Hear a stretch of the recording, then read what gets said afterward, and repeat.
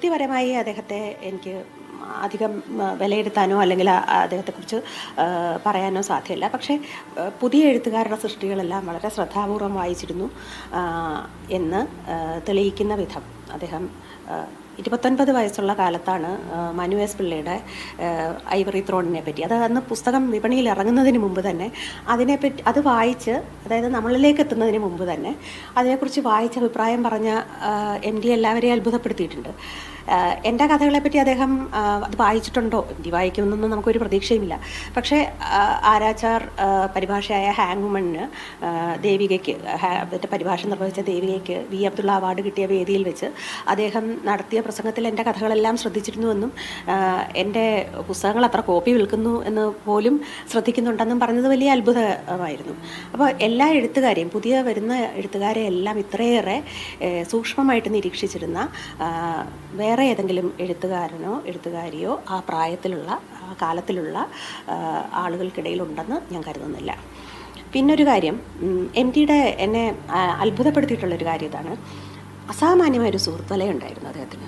വലിയ കർക്കശക്കാരനെന്നും ഒട്ടും അടുക്കാൻ സാധിക്കാത്ത ആളെന്നും ഗൗരവക്കാരനെന്നും ഒക്കെ പറയുമ്പോഴും എത്രയോ ആളുകളാണ് അദ്ദേഹത്തിൻ്റെ സൗഹൃദം അവകാശപ്പെട്ട് മുന്നോട്ട് വന്നിരുന്നത്. മണിക്കൂറുകളോളം എന്നോട് സംസാരിച്ചിട്ടുണ്ട് എന്ന് പറഞ്ഞിരുന്ന എത്രയോ ആളുകളെ ഞാൻ കണ്ടിട്ടുണ്ട്. അപ്പോൾ ഇത് ഒരേ സമയം ഇങ്ങനെ വിട്ടു നിൽക്കാനും അതേസമയം ജനങ്ങളോട് അല്ലെങ്കിൽ മനുഷ്യരോട് അടുക്കാനും സാധിക്കുന്ന ഒരു, അത് സ്വയം വളർത്തിയെടുത്തതാണോ അതോ ഒരു സിദ്ധിയാണോ എന്നറിയില്ല. അതും MDയുടെ ഒരു സവിശേഷതയായിട്ട് ഞാൻ കാണുന്നു. MD ഒരു പാഠപുസ്തകം പോലെ, ഒരു കേസ് സ്റ്റഡി പോലെ നമ്മുടെ മലയാളത്തിന് മുമ്പിൽ, കേരളത്തിന് മുമ്പിൽ എന്നും ഉണ്ടാകുമെന്നാണ് ഞാൻ വിചാരിക്കുന്നത്. കാരണം അതുപോലെ ഒരു എന്താണ്, പ്രവർത്തനത്തിലും പെരുമാറ്റത്തിലും ഒക്കെ ആ ഒരു ഡെക്കോറം പാലിച്ച മറ്റ് എഴുത്തുകാരില്ല.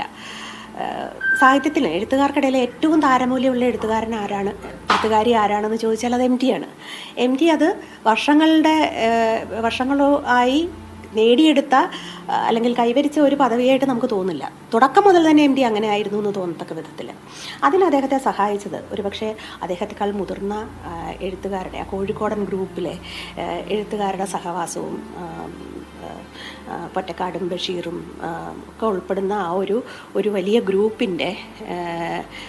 ഗ്രൂപ്പുമായിട്ടുള്ളൊരു ഇടപഴകൽ, തിക്കോടിയനും ഒക്കെ ഇടപെടുന്ന, എനിക്ക് എല്ലാവരുടെയും പേരുകൾ ഇപ്പോൾ ഓർമ്മ വരുന്നില്ല. പക്ഷേ അതിഭയങ്കരമായ ഒരു അന്തരീക്ഷത്തിൽ വാർത്തെടുക്കപ്പെട്ട ഒരു വ്യക്തിത്വമെന്നും എഴുത്ത് വ്യക്തിത്വം എന്നുള്ള നിലയിലായിരിക്കണം അതിലേക്ക് എത്തിപ്പെട്ടതെന്ന് ഞാൻ വിചാരിക്കുന്നു. പക്ഷേ ആ ഒരു രീതിയിൽ ഒരു വലിയ ഭാഗ്യം സിദ്ധിച്ച ഭാഗ്യവാനായ എഴുത്തുകാരനായിരുന്നു MD.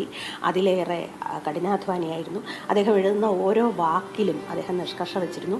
ഇപ്പോഴും ഏത് പുസ്തകവും ഏത് ചെറുകഥയും വായിച്ചു നോക്കുമ്പോൾ അലസമായോ അലക്ഷ്യമായോ എഴുതിയ ഒരു കഥ പോലും നമുക്ക് കണ്ടെത്താൻ സാധിക്കില്ല.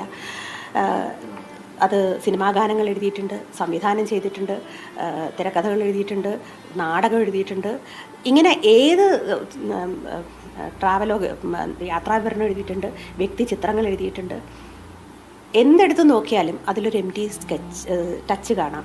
അതുമാത്രമല്ല, അദ്ദേഹം കഥയെഴുത്തിനെ പറ്റി എഴുതിയിട്ടുള്ള പുസ്തകങ്ങൾ പോലും ശരിക്കും നല്ലതായിട്ടും ഇന്നും ക്രിയേറ്റീവ് റൈറ്റിംഗ് സംബന്ധിച്ച് മലയാളത്തിലുള്ള ഏറ്റവും നല്ല പാഠപുസ്തകങ്ങളിലൊന്ന് 2 MD എഴുതിയത് തന്നെയാണ്.